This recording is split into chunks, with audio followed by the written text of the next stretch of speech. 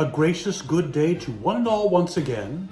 'Tis I, Norton the First, by grace of God, Emperor of the United States and Protector of Mexico, back with you once again for episode number 61 of Emperor Norton's fantastic history vlog. Today is June 3rd, 2020, and it is our 80th day under a shelter-in-place order here in San Francisco. Well, let's begin with our national holidays, as we do now at the beginning of every vlog. Today is National Leave the Office Early Day. I think a lot of us have been doing that lately, haven't we? Yes, what office? It is National Itch Day. National Running Day, get out and run, but do it safely. And National Egg Day. Oh, I love my little eggies. I love them fried and boiled and, anyway, some of you will get that reference, I hope.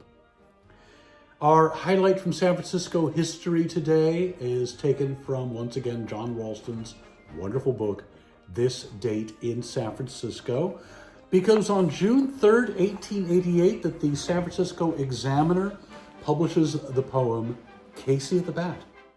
In 1887, 24-year-old William Randolph Hearst took over the San Francisco Examiner, which his father George Hearst had bought to advance his political career.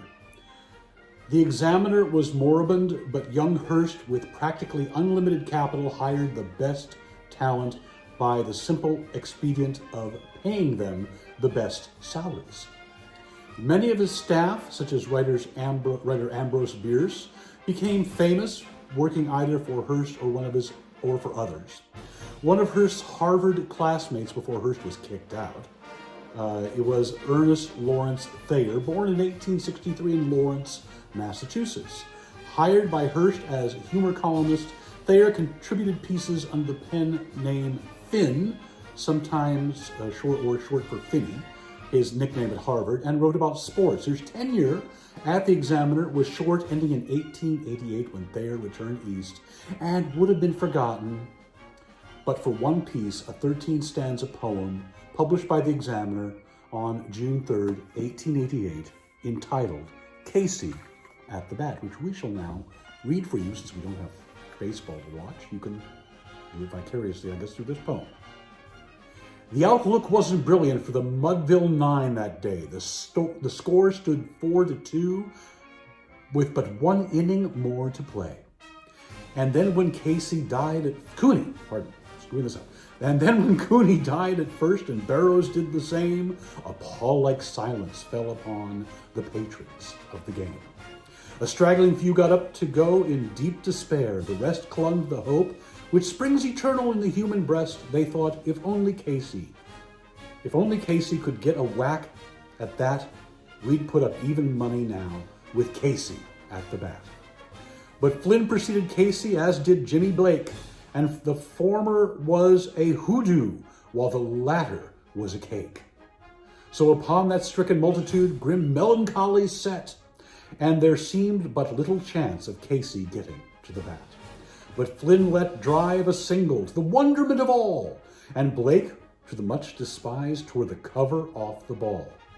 And when the dust had lifted, the men saw what had occurred. There was Jimmy safe at second, and Flynn a hugging third. Then from 5,000 throats and more, there rose a lusty yell. It rumbled through the valley, it rattled through the dell.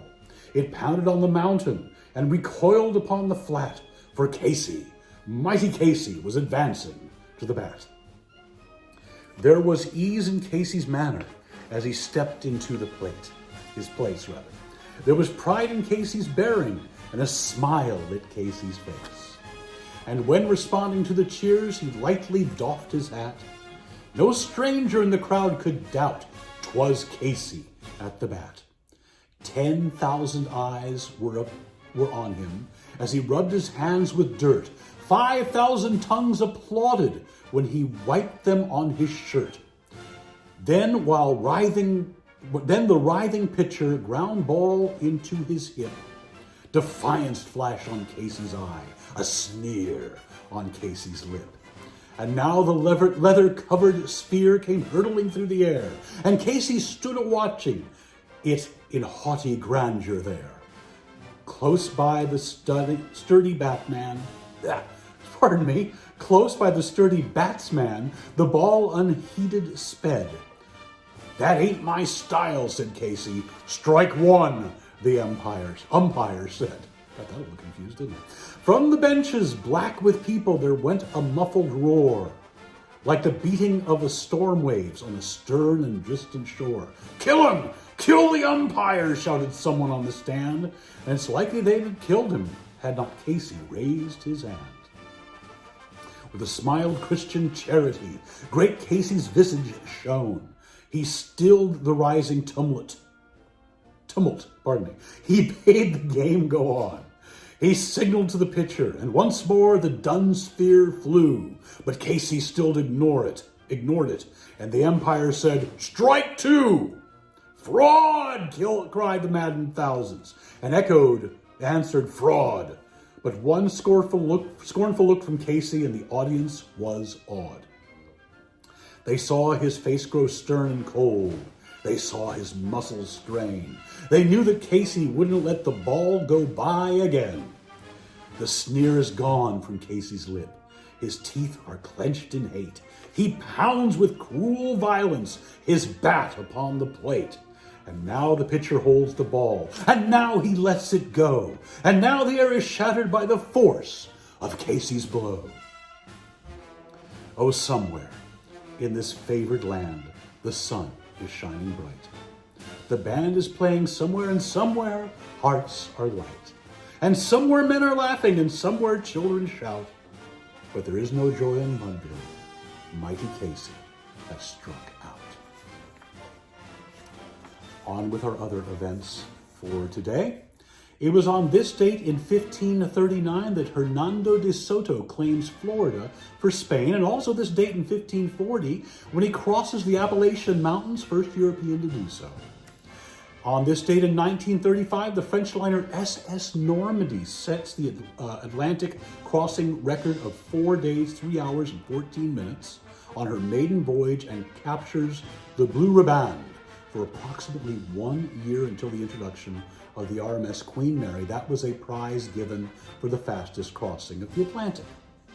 1943, a mob of 60 from the Los Angeles Naval Reserve Armory beat up everyone perceived to be Hispanic, starting the week-long Zoot Suit riots. On this date in 1949, Dragnet is first broadcast on radio station KFI in Los Angeles. Just the facts, ma'am. On this date in 1967, Aretha Franklin's song Respect reaches number 1. 1968, American radical feminist Valerie Solanas attempts to assassinate Andy Warhol by shooting him 3 times. Warhol would survive. On this date in 1969, the last episode of Star Trek airs on NBC. May the Force be with you. On this date in 1970, Ray Davies of the Kinks travels round trip New York to London to change one word in his song Lola from Coca-Cola to Cherry Cola because of the BBC commercial reference band. La la la la Lola. And of course, we'll be seeing Lola on Saturday. Don't forget, a different Lola.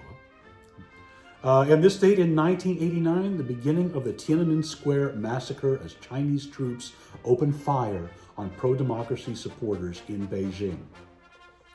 Alarmed at the prospect of such prolonged protests, the government finally decided to bring the People's Liberation Army and force the protesters out of Tiananmen Square. On foot and in tanks firing tear gas, the army moved into the square on the morning of June 3rd, 1989, but the horror would not take a firm grip until nightfall. Throughout the early hours of June 4, soldiers beat, bayoneted, and shot protesters. Many were crushed to death as tanks drove over them. By 6 a.m., the square had been cleared. Doctors and ambulance drivers who tried to enter the area were shot. as were parents looking for their missing sons or daughters. Amid the shock and grief, the next day brought an astonishing event as foreign journalists and photographers watched spellbound from their hotel balconies. A young man carrying shopping bags stepped in front of a line of tanks. When the lead tank changed direction, the man jumped back in front of it. After a while, he climbed on the tank and reportedly asked the crew, "Why are you here? You have no cause. You have caused nothing but misery." Though the tanks tried to maneuver around him, he repeatedly moved to block their path.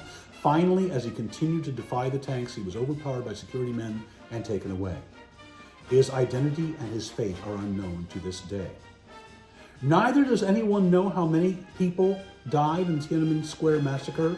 The official Chinese government figure is 241, but other estimates range from 8,000 to 4,000 total deaths. And I certainly hope we don't see something like that happen in the United States. It was on this date in 2001 that the TV drama 6 Feet Under premieres, a particular favorite of ours. Let's get to our births today. 1761, Henry Shrapnel. Maybe his last name's a little familiar, because he is the English Army officer and inventor who created the shrapnel shell.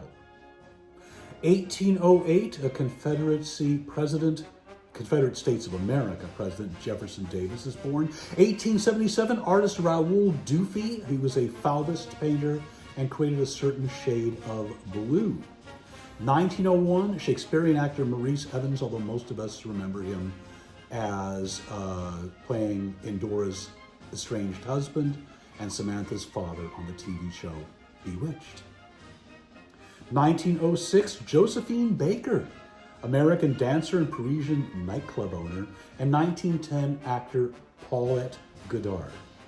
1926, this is the anniversary of the birthday of the poet Allen Ginsberg. His most famous work was his poem Howl, which he first read on October 7th, 1955 in Sixth Gallery at 3119 Fillmore Street here in San Francisco.